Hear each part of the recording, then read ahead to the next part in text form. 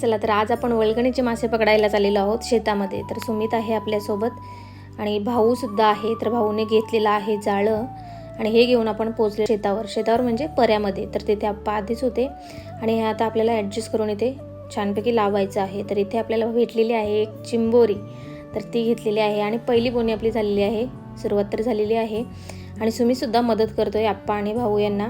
तर अशा प्रकारे हे आपल्याला इथे बसून घ्यायचं आहे आणि हे पूर्ण पाळ्याने आपल्याला पॅक करून घ्यायचं आहे, जेणेकरून मासे बाजूवरून गेले नाही पाहिजे। अशा प्रकारे मस्त पॅक करून घ्यायचं आहे आणि पुन्हा आपल्याला सकाळी यायचं आहे। तर सकाळ झालेली आहे आणि आपण परत एकदा येऊन पोहोचलेलो आहोत शेतामध्ये।